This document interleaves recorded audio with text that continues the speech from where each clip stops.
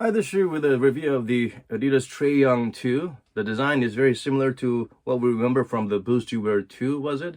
So it doesn't feel like a special new design, but they did try to continue the heritage of continuing the Trae silhouette. It's very similar to the one. I would say there's improvement in terms of traction and cushioning. First of all, the Boost feels better. I don't know what they did, but it feels plusher, thicker, and more shock absorbing and responsive, bouncy as well. On the forefoot, the light strike, you can actually feel the light strike there because the plate is on the outsole, not underneath your foot, hindering your contact with the cushioning of the midsole itself.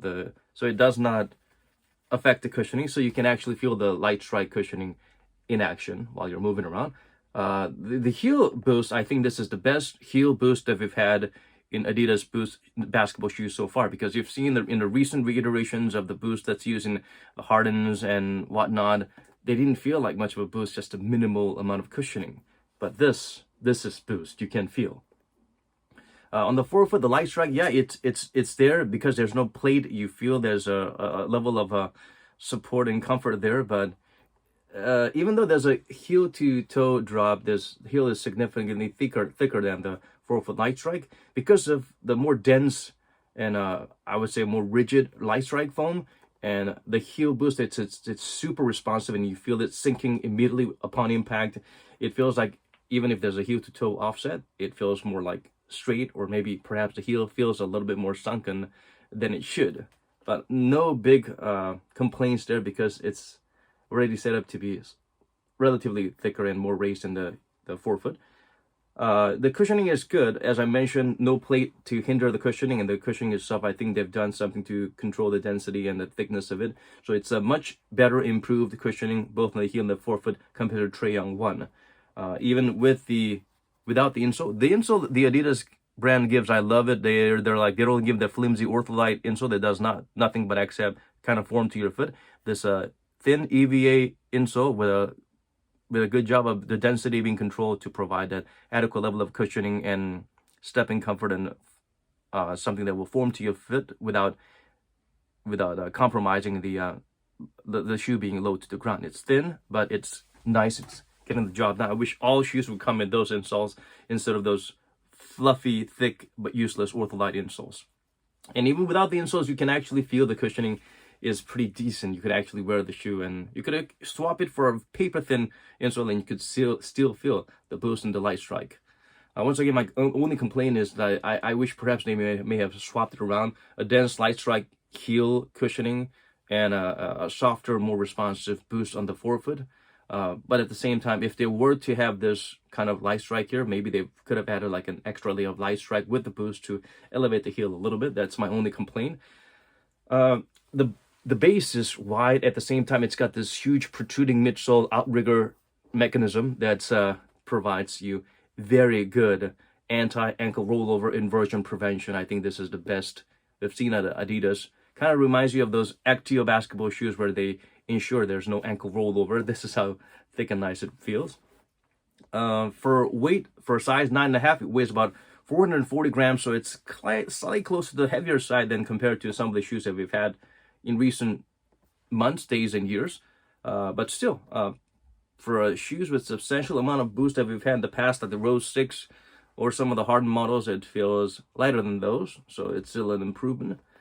Compared to Trae 1, yeah, it feels more or less the same. It feels just as somewhat not too heavy. The Trae models, the biggest complaint I've had is Trae first Adidas shoe. He actually signed with Puma to wear the Puma Clyde Court Disruptor. Was that the name? He wore that for like half a season, and he switched to Adidas, the next level, and he actually played better in those. His overall stats went up once he switched to Adidas next level, and I guess that's where the love for one piece upper with no adjustable shoelaces, that's where his love for those kind of shoe setup came or started. His subsequent play exclusive signature shoes, including the Trae ones, they've had nothing, no lockdown mechanism around this toe box area. For this, there's this crazy dead space. So for those who have really bulgy foot, it's like bulging right where the toe starts or ends. If you have huge size here, it fits for you. But for normal people, there's gonna be crazy dead space which can't be adjusted, and yeah, it's like it's there. It's stupid. So for lockdown, I'm gonna give this like a -10, or I would just love to slap the guy who came up with this fit concept. I would just love to slap him with a hot slice of pizza around across his fuckly face. That's how angry I am about that. And these shoelaces, they're completely friggin' meaningless, because from here on, it's so tight.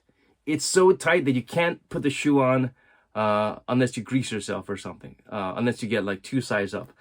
Even though this part opens up, this little part, it's like so tight, you're gonna hurt yourself trying to put your foot in, like get cramps, and you're gonna hurt yourself trying to pull your foot back up after you sweat in it. It makes it even worse. So Adidas, stop freaking doing this one-piece upper. And if you want to do that, provide more elasticity and lace loops. So yeah, the funny thing about this shoe is like it's so hard to put in, but once your foot passes this point, it's just so loose, but you can't lock anything down. So if you like that kind of a Crocs kind of feeling, go get these shoes. But I mean, if your foot fits this shape, good for you, but I bet most people won't have that luxury. Yeah, the fit is definitely a deal breaker, but overall the padding is nice inside. The heel especially, there's a substantial heel cup, and the padding is so thick that it ensures there's no slippage or sliding around the heel area. Heel lockdown is phenomenal. So once again, overall improved cushioning. The heel boost feels sensational. Best heel boost cushioning we've had in Adidas models, period. The heel lockdown with this excessive padding is very nice. The traction, I wish they would use the radial pattern all around instead of these lackluster herringbone patterns, because this is where you're gonna start slipping a little bit. These are a lot more dust sensitive and not as grippy as the other parts, but still better than the lazy lightning traction pattern that we saw in the Trae 1. So much improved from that.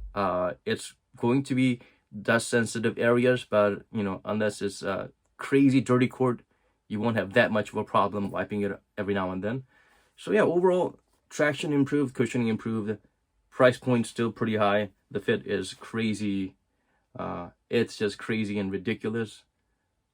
I feel like at this point they're trying to just laugh at us, trying to squeeze our foot in here. So if you like this shoe and if you want to wear them for basketball performance, I would suggest poking some extra loophole lace loops to get that additional lockdown, and making some cuts to ensure you can slide your foot in nicely, and then add some more lace loops so you can tie them up nicely. So you will need to make those adjustments.